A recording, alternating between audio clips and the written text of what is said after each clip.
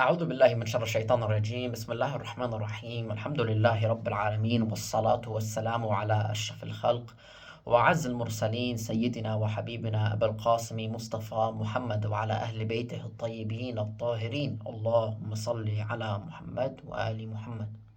I begin in the name of God, the most gracious, the most merciful, the one who has created everything in utmost perfection. Assalamu alaikum wa rahmatullahi wa barakatuh.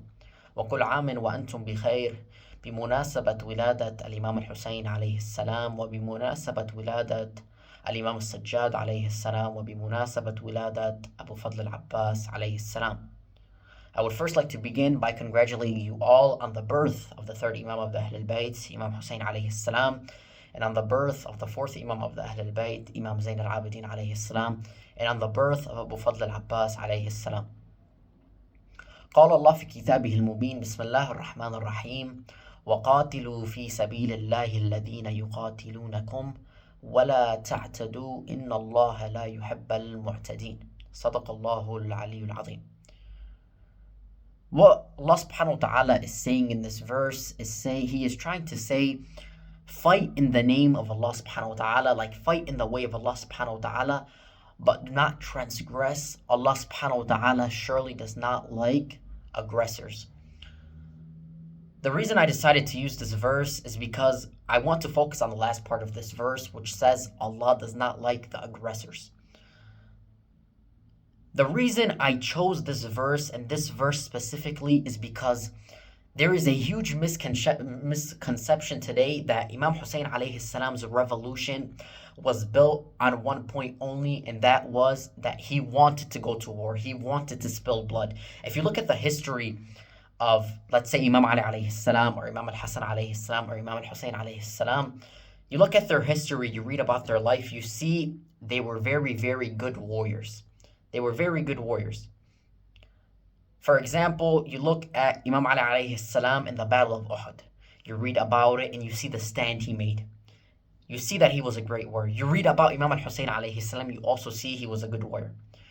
This is where people get this misconception that Imam al-Hussein alayhi salam built his revolution because he wanted to spill blood.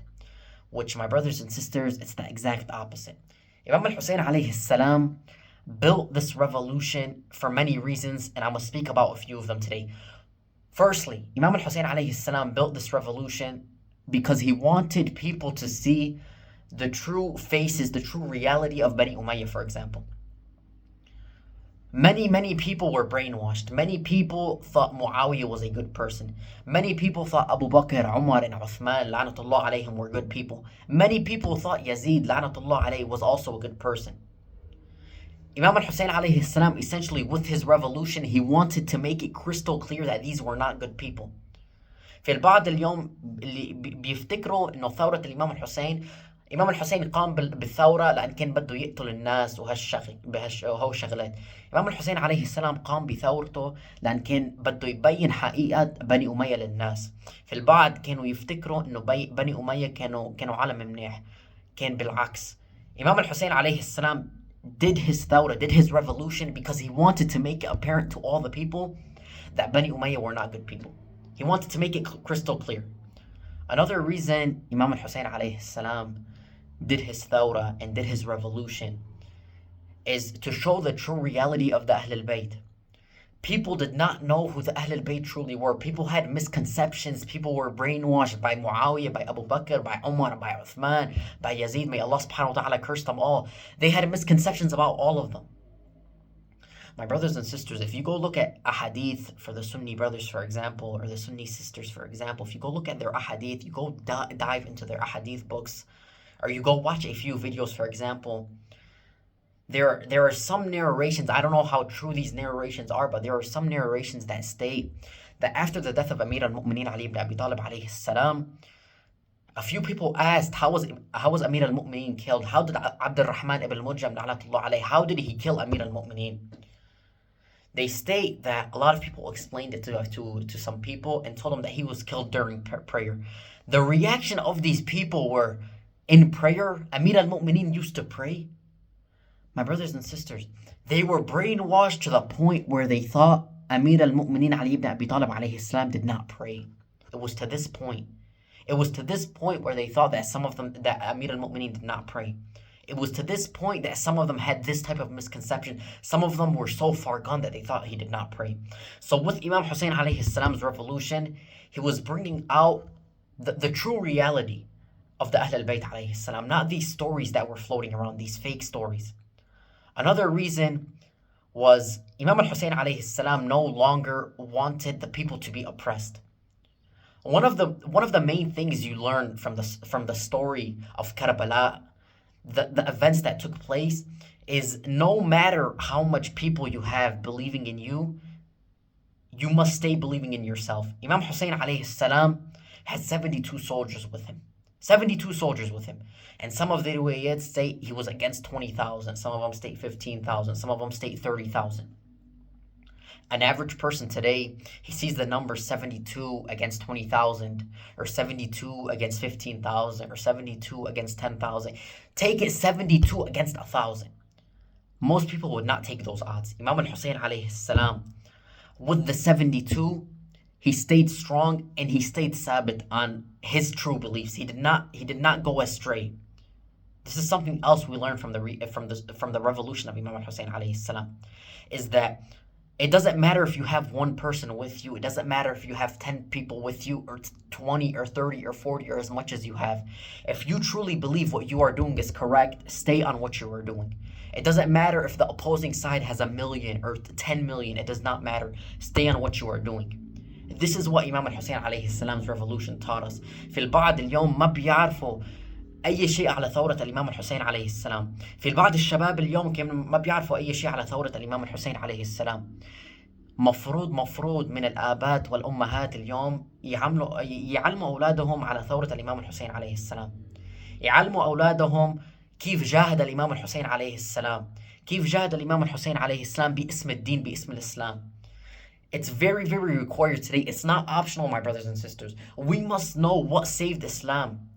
We must know what saved Islam. There's many today that believe, and I am one of those believers, that if it wasn't for Allah subhanahu wa ta'ala putting Imam al-Husayn alayhi salam in that spot, if it wasn't for Imam al-Husayn alayhi salam dying and doing this revolution, we might not have Islam with us today. We might have Islam, but in a very, very different way, my brothers and sisters.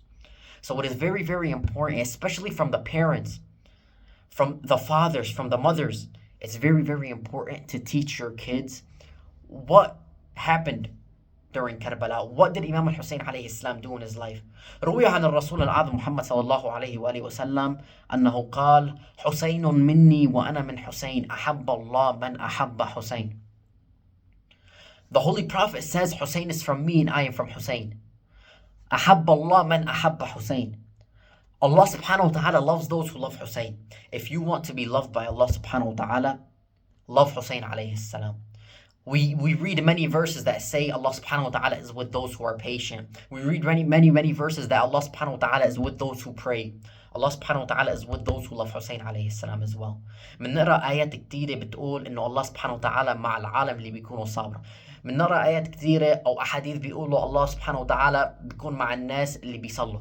الله سبحانه وتعالى كمان أيضا مع الناس اللي بيكونوا مع إمام الحسين عليه السلام، اللي بيحبوا إمام الحسين عليه السلام.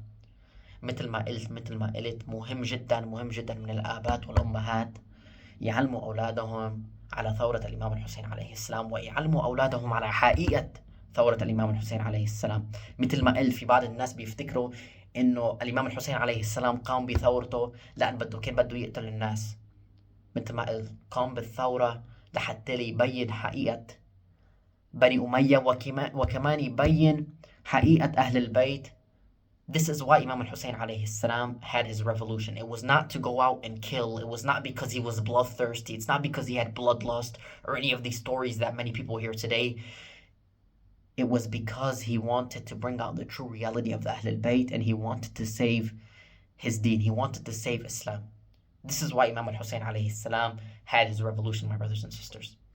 I can't stress enough how important it is to teach people about the revolution of Imam al-Husayn alayhi salam.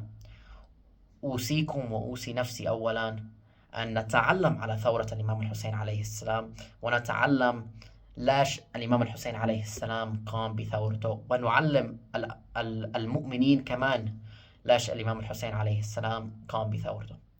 آخر دعوانا أن الحمد لله رب العالمين. ومرة أخرى كل عام وأنتم بخير بمناسبة ولادة الإمام الحسين عليه السلام، وبمناسبة ولادة الإمام زين العابدين عليه السلام، وبمناسبة ولادة أبو فضل العباس عليه السلام.